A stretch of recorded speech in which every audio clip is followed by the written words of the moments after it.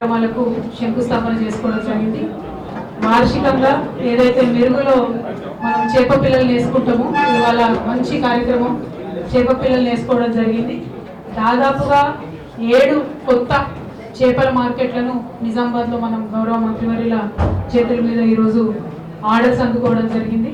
అట్లానే గంగపుత్ర సోదరులు, కొన్ని చోట్ల ముదిరాజ్ సోదరులు, కొన్ని చోట్ల ఎస్టీ సోదరులు, అట్లా రకరకాలుగా చెరువుల మీద చేపల మీద ఎక్కడెక్కడైతే హక్కులు ఉన్నాయో వారికి కూడా కొన్ని కొత్త సొసైటీలు, 6 కొత్త సొసైటీలు కూడా ఇవాళ మనము చేర్చుకోవడం జరిగింది.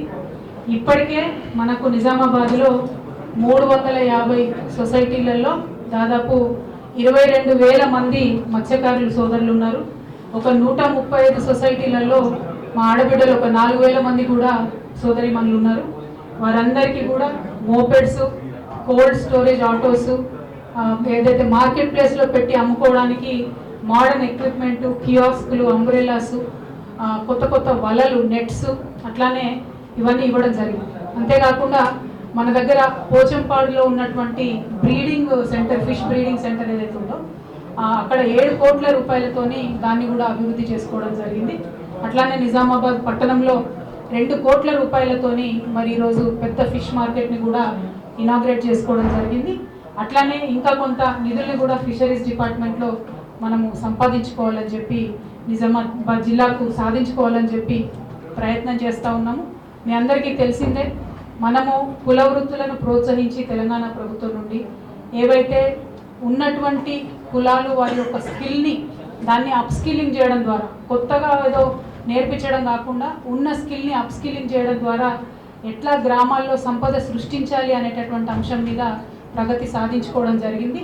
అందులో భాగంగానే మత్స్యకారులందరూ కూడా మరి ఉచితంగా చేపల విత్తనాలను పంపిణీ చేసినాం. దాదాపు గత 8 ఏళ్లలో మీరు చూసుకున్నట్టయితే 25 కోట్ల చేప పిల్లల్ని 22 కోట్ల రూపాయలతోని తెలంగాణ ప్రభుత్వం నిజామాబాద్ మత్స్యకారుల కోసం ఫ్రీగా చెరువులలో వేయడం జరిగింది. అట్లానే రొయ్య పిల్లల్ని మన గౌరవ ముఖ్యమంత్రి గారు అసెంబ్లీలో కూడా ప్రస్తావించారు.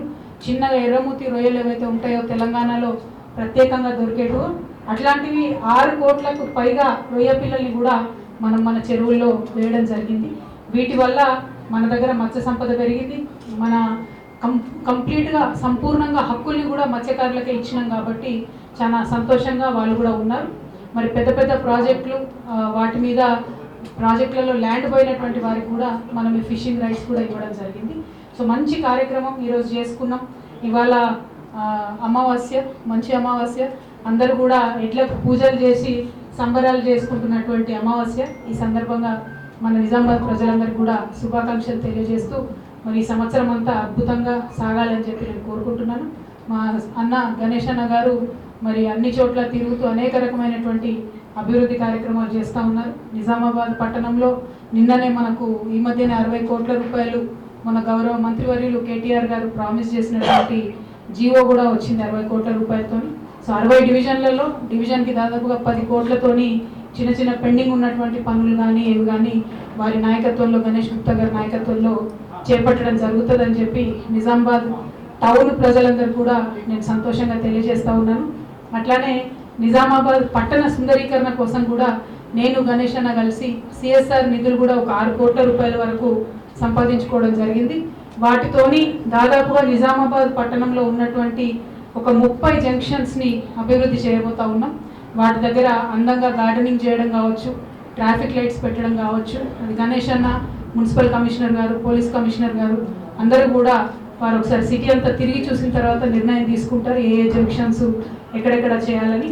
అట్లానే మన నిజామాబాద్ ఎంట్రీలో ఏదైతే హైవే ఉంటుందో ఆ ఎంట్రీలో మన నిజామాబాద్ జిల్లాకి గర్వకారణమైనటువంటి డిచ్పల్లి రామాలయం మకర తోరణం ఏదైతే ఉందో చాలా పెద్ద ఎత్తున ఆ మకర తోరణాన్ని కూడా మనం ఇన్స్టాల్ చేయబోతూ ఉన్నాం. ఆ ఫొటోస్ అన్ని కూడా మా పిఆర్ఓ గారి ద్వారా మీకు ఇవ్వడం జరుగుతుంది. డిచ్పల్లి తోరణాన్ని కూడా మనం పెద్ద ఎత్తున ఇన్స్టాల్ చేసుకుంటున్నాం. అక్కడ మంచిగా వెల్కమ్ టు నిజామాబాద్ అని సైన్ పెట్టి ఆ మకర తోరణాన్ని అట్లే కాపాడుకోవాలనే ఉద్దేశంతో, అట్లానే హైవేలో కొంచెం ముందుకు పోయినాక ఆర్మూర్ దగ్గర కూడా ఒక మంచి స్తూపాన్ని ఇన్స్టాల్ చేస్తూ ఉన్నాము. సో పెద్ద ఎత్తున నగరాన్ని, మన జిల్లాను సుందరీకరించేటటువంటి ప్రయత్నాన్ని కూడా చేస్తూ ఉన్నాం. మరి మీ అందరూ కూడా చూసినారు, గత కొన్ని రోజులుగా కంటిన్యూస్గా జాబ్ మేళాలు మీకు చెప్పినాం, నెలకు ఒక జాబ్ మేళా పెడతామని పెట్టుకుంటూ వచ్చినాం. నిన్ననే బాల్కొండలో కూడా అయింది, అంతకుముందు 2 నిజామాబాద్లో అయినాయి, ఐటీ హబ్ ఓపెనింగ్ అప్పుడు అయింది.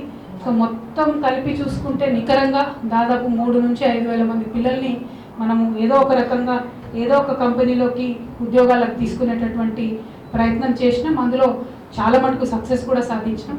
సో యూత్ అందరికీ కూడా నేను రిక్వెస్ట్ చేస్తూ ఉన్నా, మన జిల్లాలో ఎక్కడ వీలైతే అక్కడ కొలువులు తెచ్చుకుందాం, లేదంటే ఇతర జిల్లాలకు కూడా ఇతర ప్రాంతాలకు కూడా వెళ్ళి ఉద్యోగాలు చేసుకోవడానికి సంసిద్ధంగా ఉండండి. You keep preparing, we will keep getting companies for you. So youth of Nizamabad should be prepared. Holidays తీసుకోకండి, మొదటి ఉద్యోగం వచ్చేంత వరకు కూడా కష్టపడి పనిచేస్తే తర్వాత కంటిన్యూస్గా ఉద్యోగాలు వస్తాయి. కాబట్టి యువత అంతా కూడా సంసిద్ధంగా ఉండాలని చెప్పి మీ అందరినీ కూడా నేను కోరుతా ఉన్నాను. Thank you. జై తెలంగాణ. మోడీ నోటీస్ వచ్చింది, కాకపోతే అది రాజకీయ కక్షతో పంపించే నోటీస్ కాబట్టి మనం దానికి పెద్దగా స్పందించాల్సినటువంటి అవసరం లేదు. మా పార్టీకి ఉండేటటువంటి లీగల్ టీమ్కి మనం ఇవ్వడం జరిగింది. ఆ లీగల్ టీం ఎట్లా చెప్తే దాని ప్రకారం మనము మెదులుకోవడం జరుగుతుంది. సో అది పెద్ద ఆలోచించాల్సింది ఏం లేదు. సంవత్సర కాలంగా టీవీ సీరియల్ లెక్క గుంజుతూనే ఉన్నారు దీన్ని. ఎలక్షన్లు వచ్చినాయి కాబట్టి మళ్ళీ ఒక కొత్త ఎపిసోడ్ రిలీజ్ చేయడానికి ప్రయత్నం చేస్తున్నారు. So don't take it seriously, it is just political. We will take legal recourse. Ma'am, if you could speak in English on the ED notice. Well, I received a notice. We from the party legal cell, we have given it to the party legal cell. We will go by their advice, and we strongly believe that it is politically motivated because of the charged up environment in Telangana, upcoming elections. I think I got a notice, but unfortunate it is in the last 1 year there is investigation happening. I don't know how long it will happen. I don't think even 2G spread for so long. So it is unfortunate, but yet it is political and highly politically motivated. So people of Telangana will not take it seriously. We will, as a party, as responsible public representatives, we will seek legal recourse. We have given it to the party legal team, and we will go by their advice. Ma'am, do you think for the summons that is going to for the summons that you have been asked to appear before, just like last time, are you going to be requesting that they come and to your residence and interrogate your house? I truly have no idea. You've seen my schedule in the last 5 days.